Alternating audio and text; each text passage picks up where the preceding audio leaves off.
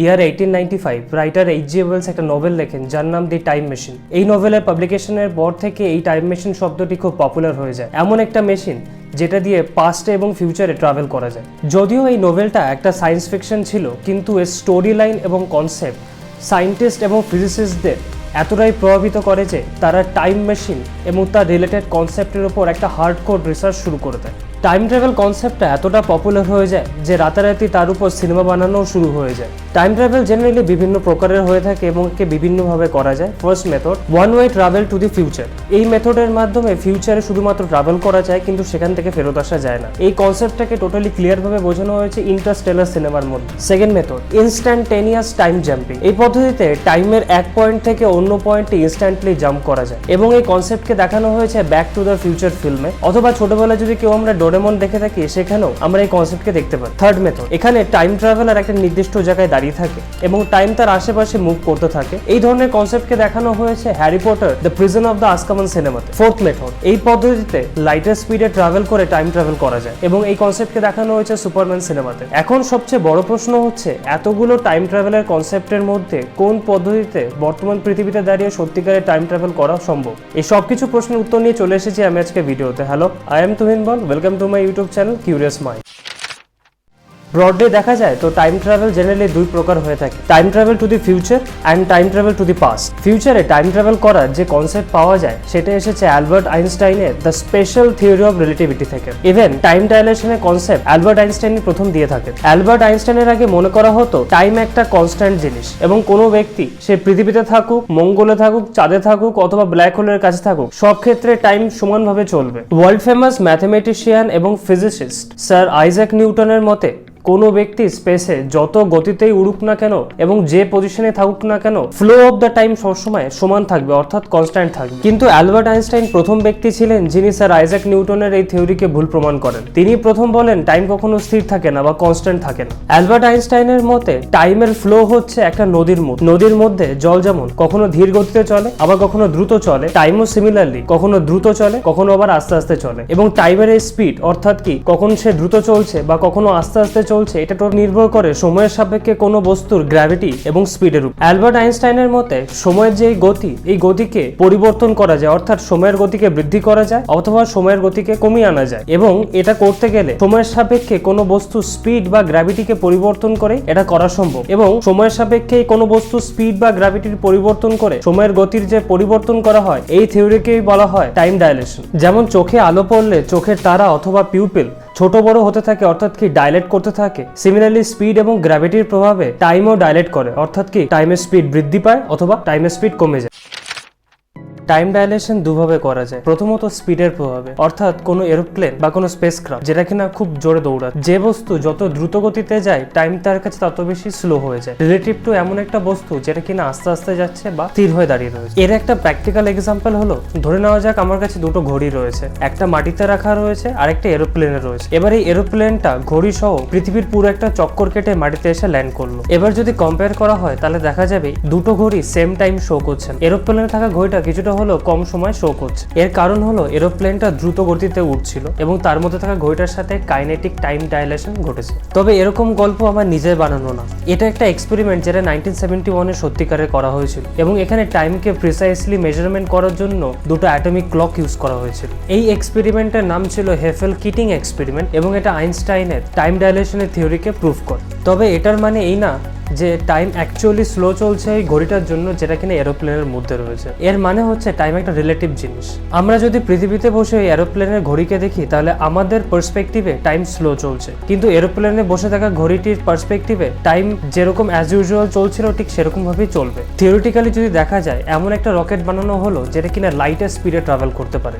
এবার কোনো ব্যক্তি যদি ওই লাইটের স্পিডে চলতে থাকা রকেটের মধ্যে বসে স্পেসে 10 বছর ট্রাভেল করতে থাকে এবং 10 বছর পর যদি সে পৃথিবীতে আসে তাহলে দেখতে হবে পৃথিবীতে প্রায় 9000 বছর কেটে গেছে। সোজা ভাষায় বলতে গেলে আজকের দিনে দাঁড়িয়ে ফিউচারে টাইম ট্রাভেল অ্যাকচুয়ালি পসিবল, কিন্তু প্রবলেম হচ্ছে লাইটের স্পিডে ট্রাভেল করতে পারে এরকম রকেট এখনো পর্যন্ত তৈরি করা সম্ভব হয়নি। হয়তো ফিউচারে সায়েন্টিফিক ডেভেলপমেন্টের মাধ্যমে এই রকেট আবিষ্কার করা সম্ভব হবে, তখন ফিউচারেও টাইম ট্রাভেল পসিবল হবে। এখনো পর্যন্ত গেনেডি পাডালাকা নামে একজন রাশিয়ান অ্যাস্ট্রোনট সবচেয়ে বেশি ফিউচারে টাইম ট্রাভেল করেছে, কারণ এই রাশিয়ান অ্যাস্ট্রোনট স্পেসে সবচেয়ে বেশি টাইম কাটিয়েছে, প্রায় 879 ডেজ, এবং স্পেসে থাকাকালীন চলাকালীন তিনি পৃথিবীর চারিদিকে প্রায় 28,000 কিলোমিটার পার আওয়ার স্পিডে পরিক্রম করছিলেন, যার সাপেক্ষে দেখা গেলে তিনি ফিউচারে 0.02 সেকেন্ড টাইম ট্রাভেল করেছেন। অর্থাৎ পৃথিবীর মানুষের তুলনায় তার বয়স 0.02 সেকেন্ড কম। টাইম ডাইলেশন করার সেকেন্ড মেথড হলো গ্র্যাভিটির মাধ্যমে টাইম ডাইলেশন করা। এটাকে এমনভাবে ইমাজিন করা যায় একটা স্পেস এবং টাইমের ফ্যাব্রিক, অর্থাৎ এমন একটা চাদর যেটা কিনা স্পেস এবং টাইম দিয়ে তৈরি। এবার এই স্পেস এবং টাইমের ফ্যাব্রিকের উপর একটা বল রেখে দেওয়া হলো। ধরে নেওয়া যাক বলটা হলো একটা প্ল্যানেটারি অবজেক্ট, যেমন কোনো স্টার বা সূর্য বা নক্ষত্র বা তারা বা অন্য কিছু। এবার এই বল বা প্ল্যানেটারি অবজেক্টের ওজন যত বেশি হবে, স্পেস এবং টাইমের ফ্যাব্রিকটা তত বেশি নিচের দিকে নেমে যাবে। এবার এই প্ল্যানেটারি অবজেক্টের মাস যত বেশি হবে, তার গ্র্যাভিটি তত পরিমাণে বৃদ্ধি পাবে। যেমন এক্সাম্পল নেওয়া যায়, সানের মাস আর্থের থেকে বেশি, তাই সানের গ্র্যাভিটিও আর্থের থেকে বেশি। এই কারণে প্ল্যানেটারি অবজেক্টের গ্র্যাভিটির প্রভাবে স্পেস টাইমের ফ্যাব্রিক কার্ভড হয়েছে। তাই এই কারণে যে প্ল্যানেটারি অবজেক্টের গ্র্যাভিটি যত বেশি, তার কাছে টাইম তত বেশি স্লো। তাই কেউ যদি টাইম ট্রাভেল করতে চায়, তাহলে তাকে এমন একটা অবজেক্টের কাছে সময় কাটাতে হবে যার গ্র্যাভিটেশনাল ফোর্স অত্যাধিক, যেমন একটা ব্ল্যাক হোল। এর কারণ হলো হিউজ গ্র্যাভিটেশনাল ফোর্সের জন্য ব্ল্যাক হোলের কাছ থেকে টাইম খুব আস্তে আস্তে পাস করবে। এই সেম কনসেপ্টকে দেখানো হয়েছে ইন্টারস্টেলার নামে একটা সিনেমা। এই সিনেমাতে হিরো ব্ল্যাক হোলের কাছে একটা প্ল্যানেটে ল্যান্ড করে এবং প্রতি যে কয় ঘন্টা সে ব্ল্যাক হোলের কাছে প্ল্যানেটে কাটায়, ব্ল্যাক হোলের বাইরে মানুষদের কাছে সেই প্রতিটা ঘন্টা প্রায় 7 বছরের সমান। কিন্তু ব্ল্যাক হোলের কাছে কেউ আদৌ পৌঁছতে পারবে কিনা, বা পৌঁছতে পারলেও জীবিত অবস্থায় টাইম ডাইলেশনকে অনুভব করতে পারবে কিনা, সেটা একটা অন্য বিষয়, এবং যার পসিবিলিটিস নেই বললেই চলে। টাইম ডাইলেশনের আরেকটা ন্যাচারাল এক্সাম্পল হলো পৃথিবীর চারদিকে ঘুরতে থাকা জিপিএস স্যাটেলাইট। জিপিএস স্যাটেলাইট পৃথিবীর চারিদিকে খুব ফাস্ট মুভ করতে থাকে এবং পৃথিবীর হিউজ গ্র্যাভিটেশনাল ফোর্সের আন্ডারে থাকে। তাই বোথ সেন্সে এখানে টাইম ডাইলেশন পসিবল। এই টাইম ডাইলেশনের জন্য পৃথিবীতে বসে থাকা সায়েন্টিস্টরা অনবরতভাবে জিপিএস স্যাটেলাইটের টাইমকে পরিবর্তন করতে থাকে এবং পৃথিবীর সাথে অ্যাডজাস্ট করতে থাকে। এই অ্যাডজাস্টমেন্ট না করলে জিপিএস স্যাটেলাইটের টাইমের সাথে পৃথিবীতে থাকাকালীন টাইমের হিউজ পার্থক্য দেখা যাবে। এ তো নয় বোঝা গেল ফিউচারে টাইম ট্রাভেলের গল্প, কিন্তু পাস্টে কি সত্যিকারে টাইম ট্রাভেল পসিবল? আইনস্টাইনের থিওরি অফ রিলেটিভিটি আমাদের পাস্টে টাইম ট্রাভেলের উপায় বলে দেয়। আইনস্টাইনের মতে এই স্পেস টাইমের ফ্যাব্রিকে কোনো একটা অবজেক্ট দ্বারা এতটা পরিমাণে গ্র্যাভিটেশনাল ফোর্স পুট করো যাতে এই অবজেক্টটা স্পেস টাইমের ফ্যাব্রিককে ফুটো করে তার অপোজিট দিকে চলে যেতে পারে, যার ফলে একটা ওয়ার্ম হোল ক্রিয়েট হবে এবং এই ওয়ার্ম হোলকে কাজে লাগিয়ে আমরা পাস্টে টাইম ট্রাভেল করতে পারবো। কিন্তু এই প্রসেসের জন্য এক্সট্রিম গ্র্যাভিটেশনাল ফোর্সের প্রয়োজন এবং এই ধরনের গ্র্যাভিটেশনাল ফোর্স একমাত্র ব্ল্যাক হোলই প্রডিউস করতে পারে। একটা স্পিনিং ব্ল্যাক হোল এতটা পরিমাণে হিউজ গ্র্যাভিটেশনাল ফোর্স ক্রিয়েট করে যার ফলে তার আশেপাশে স্পেস টাইমের ফ্যাব্রিক অটোমেটিক্যালি কার্ভ হয়ে যায়, যার ফলে একটা ক্লোজ টাইম লাইক কার্ভ তৈরি হয়, যাকে সিটিসিও বলা হয়। Nobel prize winner physicist Kip থর্নের মতে ছোট ছোট ওয়ার্ম হোল সবসময় স্পেসে তৈরি হয় আবার ভ্যানিশ হয়ে যায় এবং এরা এতটাই ছোট হয় মানে একটা অ্যাটমের থেকেও ছোট। কিন্তু এই ওয়ার্ম হোল গুলোকে ইউজ করে টাইম ট্রাভেল করতে গেলে এদের প্রথমে ওপেন আপ করতে হবে, কিন্তু এদের ওপেন আপ করতে গেলে হিউজ এনার্জির প্রয়োজন। এই টোটাল এক্সপ্লেনেশনটা একটা থিওরি বা কনসেপ্ট বেস এবং এর রিয়েল ইমপ্লিমেন্টেশন এখনো হয়নি। পাস্টে টাইম ট্রাভেল করতে গেলে অনেক বাধা বিপত্তি আসে, যার মধ্যে একটা হলো প্যারাডক্স। এই প্যারাডক্স কেমন ভাবে বোঝা যায়? ধরে না যাক আমি পাস্টে টাইম ট্রাভেল করছি এবং পাস্টে গিয়ে আমি আমার গ্র্যান্ডফাদারকে গুলি করে মেরে দিলাম। এবার আমার গ্র্যান্ডফাদারের মৃত্যু হয়ে গেলে তার ছেলেই বা হবে কি করে, এবং তার ছেলে না হলে আমি বা জন্মাবো কি করে? এবার আমি যদি না জন্মাই আমার গ্র্যান্ডফাদারকে গুলি করবেই বা কি করে? এবারে এর কোনো সঠিক এক্সপ্লেনেশন পাওয়া যায় না। এটা একটা প্যারাডক্স যেটা কিনা কোনো লজিক দিয়ে কমপ্লিটলি সলভ করা যায়। এবার এই প্যারাডক্সের ঘটনাকে সঠিকভাবে এক্সপ্লেন করার জন্য কিছু থিওরি আছে, যার মধ্যে একটা হলো থিওরি অফ মাল্টিভার্স। এই থিওরি অফ মাল্টিভার্স অনুসারে কোনো একটা ঘটনা কোনো একটা ইউনিভার্সে একবারই ঘটে। এবার কোনো ব্যক্তি যদি পাস্টে গিয়ে